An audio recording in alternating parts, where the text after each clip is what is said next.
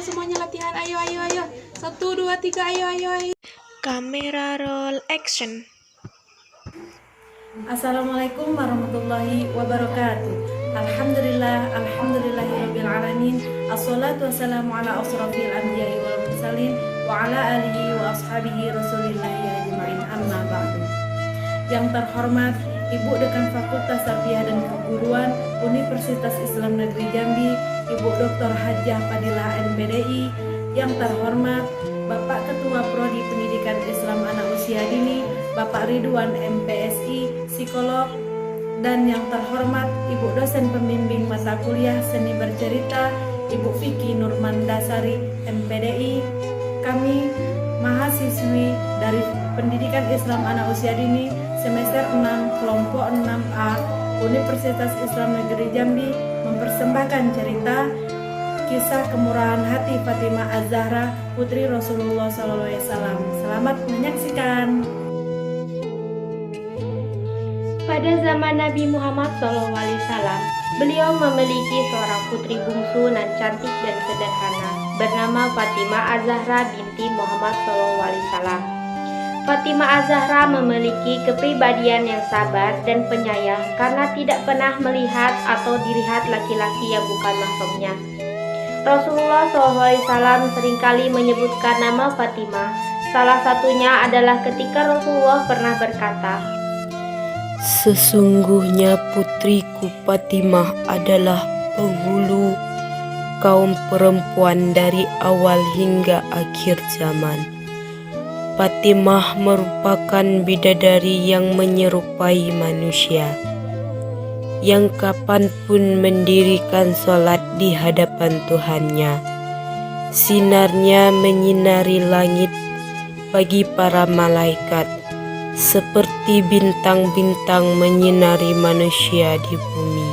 Ketaatannya kepada Allah Subhanahu wa Ta'ala ia wujudkan dengan perilaku sehari-hari dengan manusia. Fatimah bahkan pernah menyedekahkan kalung hadiah pernikahannya dengan Ali bin Abi Thalib kepada seorang musafir.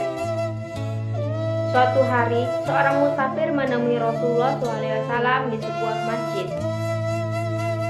Ya Rasulullah, tolonglah aku, bekal makanan dan seluruh hartaku telah habis di dalam perjalanan.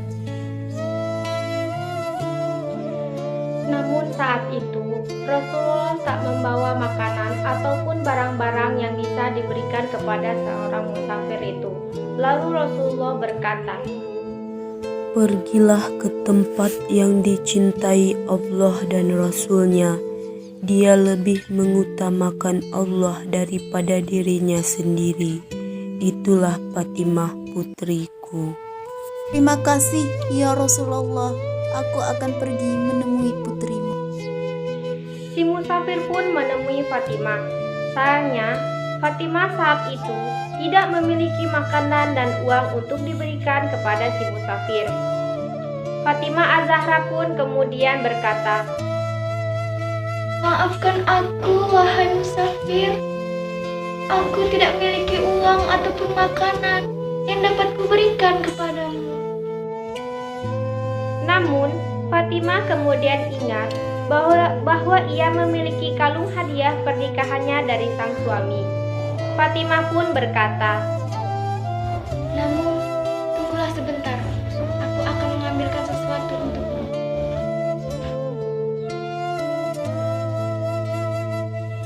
Ini, kuberikan kepadamu, wahai musafir. Semoga dapat membantumu sampai pada tujuanmu. dengan ikhlas, Fatimah pun menyedekahkan kalung hadiah pernikahannya kepada sang musafir. Terima kasih atas bantuanmu yang berharga ini, Fatimah. Aku akan pergi menemui Rasulullah. Setelah menerima kalung dari Fatimah Az-Zahra, musafir pun menemui Rasulullah Shallallahu Alaihi Wasallam dan menceritakan kejadian yang baru saja ia alami. Rasul pun sangat bangga kepada Fatimah. Saat itu, salah satu sahabat Nabi, Ammar bin Yasir, turut mendengar cerita si musafir. Tanpa ragu, ia membeli kalung tersebut dengan harga 20 dinar ditambah pakaian dan 1 ekor unta. alih-alih menyimpannya, Ammar malah mengutus budaknya Asyam untuk mengembalikan kalung tersebut kepada Fatimah Az-Zahra. Pergilah engkau menghadap Rasulullah dan katakan padanya, aku menghadiahkan kalung ini dan engkau. Jadi mulai hari ini engkau bukan budakku lagi, tapi budak Rasulullah. Fatimah sangat bahagia menerima kalungnya kembali. Ammar malah mengutus Budaknya akan menjadi budak Rasulullah Shallallahu Alaihi Wasallam. Fatimah malah membebaskannya sebagai manusia merdeka. Demikianlah cerita dari Fatimah Az-Zahra binti Rasulullah SAW yang memiliki sifat tauladan yang baik kepada sesama manusia ciptaan Allah Subhanahu Wa Taala. Cerita di atas memiliki pesan moral yang dapat sebagai pedoman dalam kehidupan sehari-hari, yaitu selalu bersyukur atas nikmat Allah yang diberikan, salah satunya yaitu nikmat beribadah. Yang kedua, selalu percaya apabila diberikan bantuan kepada seseorang yang sedang membutuhkan bantuan, insya Allah akan membalas kebaikan kita dengan kebaikan yang tak terduga.